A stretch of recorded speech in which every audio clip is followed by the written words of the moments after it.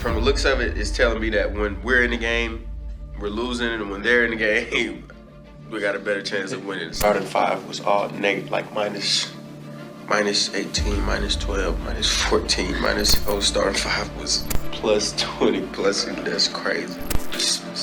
We'll figure it out. The Minnesota Timberwolves are supposed to be one of the most exciting teams in the NBA. A team that finally is going all in on trying to be the top team, or at least within the top 3 or 4 teams in the Western Conference. A team that has always seemed to have had the pieces, but they just need to bring it together. And over the past 3 weeks, they haven't just been bad. It just keeps progressively getting worse and worse and worse. I mean, every single part of this team is bad. I mean, from player chemistry to just not running their offense correctly to not even remembering to check in. So we're going to break down multiple reasons as to why the Timberwolves aren't succeeding, but also we're going to show you instances of them just flat out not getting along with each other. There's multiple layers to this, and I took an extra 3 weeks just to make sure I have all of it together for you guys. So make sure you drop a like, subscribe, and turn on our notifications to help the channel grow. Now that we get all of that out of the way, cue the intro.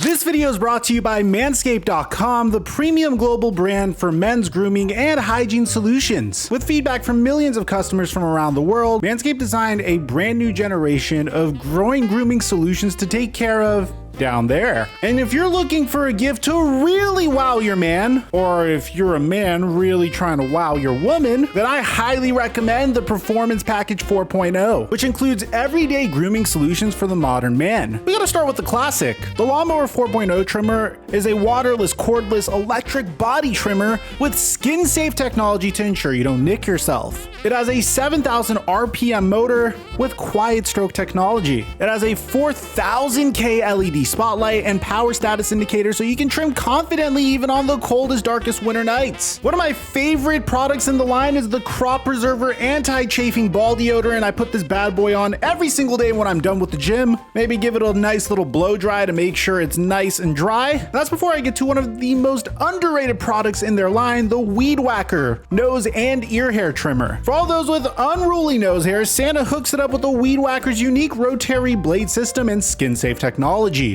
so you can help reduce tugging and tears on Christmas morning. Don't let your chimney get clogged up with unruly hairs. The Weed Whacker by Manscaped is the safe and simple solution to whacking the weeds. This is the perfect gift for dad or grandpa and so many other tools out there that don't have the same skin-safe technology, and that makes this truly a premium gift. Like the Lawnmower 4.0, the Weed Whacker Nose and Ear Hair Trimmer is also waterproof and cordless, so cleanup is a breeze. And in honor of the giving season, Manscaped is hooking you up with 20% off plus free international shipping when you use my promo code FLIGHT at checkout. That's promo code FLIGHT at manscaped.com for 20% off plus free international shipping. And thank you, Manscaped, for the sponsor. Mic check.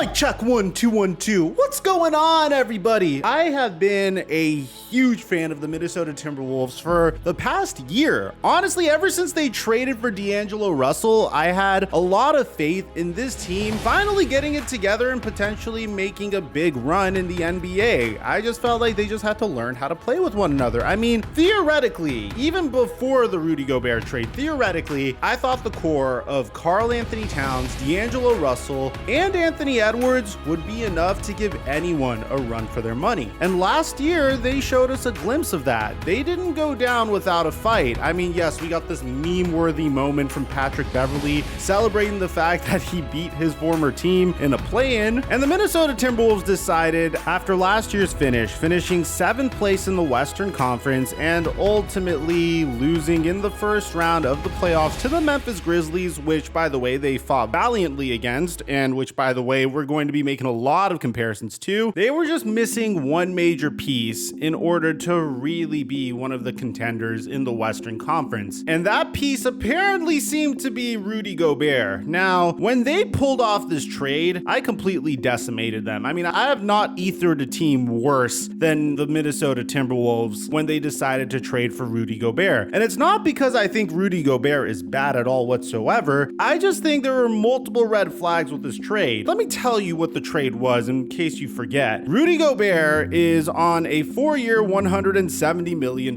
contract. The Utah Jazz received 3 unprotected first-round picks and a top 5 protected first-round pick, a 2026 pick swap, which is pretty much a way that you could evade the Stepien rule, in addition to the number 22 pick, Walker Kessler, Malik Beasley, Patrick Beverley, Jared Vanderbilt, and Leandro Bolmaro. Wow. My issue wasn't the fact that the Minnesota Timberwolves decided that now was the time to go in. My issue was the fact that they decided to give up all of these assets for a traditional center who, with all due respect, Rudy Gobert, awesome in the regular season, but is a gigantic liability in the postseason. I mean, when I think of Rudy Gobert in the postseason, I think of the Terrence Mann game where the Los Angeles Clippers just exposed Rudy Gobert for being a traditional center. Rudy Gobert would camp in the paint, Terrence Mann would camp in the corner and shoot wide open threes. Next thing you know, he drops 40s on the Utah Jazz as the Los Angeles Clippers were able to beat the quote-unquote best team in the Western Conference and move on in the playoffs. This move is generationally bad, and I know it might be too early to already judge the return on investment for this trade, but when you take a look at the fact that the Minnesota Timberwolves are the worst lineup in the NBA, and this is out of players that are playing a minimum of 100 minutes with one another, and you compare them to the Utah Jazz, who somehow are the first seed in the Western Conference after trading Donovan Mitchell and Rudy Gobert. I mean, this is a team that we thought was competing for Victor Wembanyama. All you could do is sit back and ask why. And the issues are both on and off the court, by the way, and I'm going to mention that multiple times throughout this video. But to give you an idea of how bad the Rudy Gobert trade was, the Minnesota Timberwolves are a better team offensively when Rudy Gobert is off of the floor, but they're a significantly better team defensively when he is on the floor. That makes things a little complicated, but it also gives the Minnesota Timberwolves some hope. Now, we're going to show you some footage as to what the Timberwolves are doing wrong, but before that, I think it's important to note that the issues for the Minnesota Timberwolves are much, much worse than just on-floor X's and O's. The whole reason I wanted to make this video 3 weeks ago was because of this clip right here. Yeah, I could do a better job of teaching him how to take care of his body, you know, diet and everything, so that'll be on me. I know y'all think it's funny up here when he talks about Popeyes and all that shit, you know, that doesn't make me happy to hear. You know, we're high-level athletes, so Okay, man, this was supposed to be a gigantic joke at first. And yeah, coming out of the NBA draft, the one question about Anthony Edwards was how much does he love the game of basketball? Because he gave some suspect interviews prior to him being drafted by the Minnesota Timberwolves. And to be honest, this just became a gigantic meme. I mean, it wasn't anything that was that big of a deal. I mean, you have Anthony Edwards defending a bucket of Popeyes to Cat. Hell, you even had Popeyes having a nice little jab at Cat over here by saying good luck to every high-level athlete who eats Popeyes regardless of what their teammates say. I understand what Karl Anthony Towns is trying to say here because he pretty much has Shaq and Kobe syndrome, not to compare Karl Anthony Towns to Kobe and Anthony Edwards to Shaq in this instance, but who better to tell you about this story than Shaq himself? One thing I know I got a guy that's going to be ready. So I admit a lot of times I didn't come into camp ready because that's just how I got down. Because my thing is, I don't need to get ready for dunking. Right. I don't need to get ready. I'll get ready when I get ready. So because I had you, I was able to just chill out in the summer. Do what I do. See, that's what pissed me off. That was it right there. Man. That was.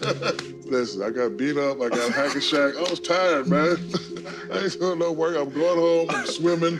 Me and Uncle Jerome, we sipping pina coladas. We eating burgers. My In the gym 10 hours a day. So I can understand if you're really trying to contend and you're putting yourself on this strict diet and your co-star doesn't seem to be putting as much effort into the game as you are. Also, you need to bear in mind that the Minnesota Timberwolves are in a very unique situation. It's very rare for a player to automatically explode onto the scene at the level that Anthony Edwards has. I mean, typically players that are producing at Anthony Edwards' level get paid multi-million-dollar contracts, but he's still on a rookie scale contract, so they could still take advantage of the fact that he isn't getting paid as much as he should be getting paid and really surround him with some talent and hopefully make a run in the playoffs this year. Well, it seems like it's getting worse and worse over here, because before we even get to the Rudy Gobert stuff, you need to pay attention to how Anthony Edwards is just not happy with the Minnesota Timberwolves right now. I mean, there was this clip that dropped about a few days ago where Anthony Edwards literally played a whole possession with his hands on his hips while he was clearly supposed to be involved in the play. I mean, if there is a red flag, that is a gigantic one. He didn't even seem tired, man. And then one game later, after a Minnesota Timberwolves loss, all Anthony Edwards had to say is, we just play soft, man. Like every bump, we're flying all over the place, including myself. Teams just coming in like we're going to take their heart. And what's going on? We're down 20 every game and we've got to figure it out. Things aren't necessarily looking so good on the chemistry end, and you might be wondering, well, Mike, what about D'Angelo Russell? Well, even before the season started, the Minnesota Timberwolves told D'Angelo Russell that they're not interested in re-signing the guy, which I don't know if is warranted or not. Minnesota Timberwolves fans, you can tell me what you think about D'Angelo Russell. I think as a Los Angeles Lakers fan, I would do anything for a Russell Westbrook D'Angelo Russell swap currently, but we're in different situations. So at this point, I already told you every bit of drama you need to know. The only thing that's left to cover at this point is what the hell are the Minnesota Timberwolves doing that's so wrong on the basketball court, Mike? Well, here's the thing. Rudy Gobert is good at one thing offensively. Defensively, he's good at like almost everything but perimeter defense. But offensively, the thing that he thrives in doing the most is setting screens for people. So to give you an idea, Rudy Gobert last year led the league with 6.3 screen assists per game. Now, the Minnesota Timberwolves had 8 screen assists per game as a team last season. The hope was that offensively, Rudy Gobert would find his role, despite not being able to shoot threes, is by setting screen assists. But the issue is his teammates don't seem to want screen assists, primarily the man that he's supposed to be getting along the most. To give you an idea, Ja Morant uses 21.8 screens per game from Steven Adams. Steven Adams and Rudy Gobert are without a doubt the two best on-ball screeners in the game. Anthony Edwards uses only 8.7 on-ball screens per game from Rudy Gobert. And you could even see that there's moments where Anthony Edwards literally waves off Rudy Gobert and decides not to use a screen. So what's the solution to this? Well, there's been moments where I've seen glimpses of greatness from this team, like this play by D'Angelo Russell and Rudy Gobert. I mean, I think if Anthony Edwards isn't going to use Rudy Gobert screens, well, D'Angelo Russell might as well. Or Chris Finch needs to find a way to use Rudy Gobert a little bit more in off-ball screens. There's also multiple points where Anthony Edwards or D'Angelo Russell decide to use a screen from Rudy Gobert. Rudy Gobert is able to seal off his defender in the paint, but D'Angelo Russell or Anthony Edwards won't pass it into him for the high percentage shot. There's moments of greatness for the Timberwolves. They just need to figure it out at this point. My question is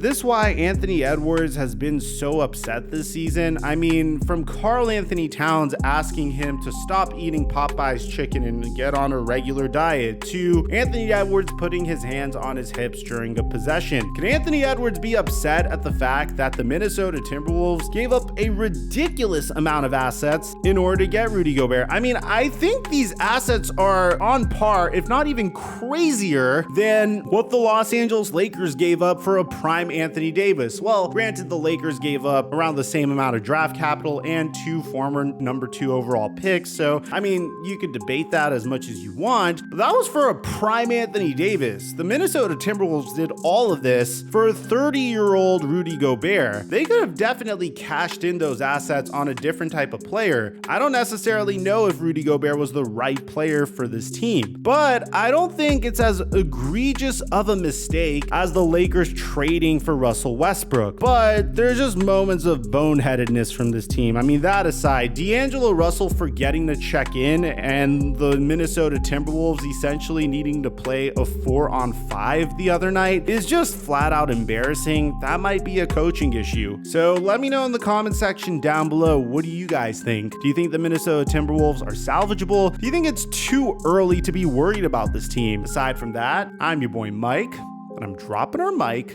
until our next upload.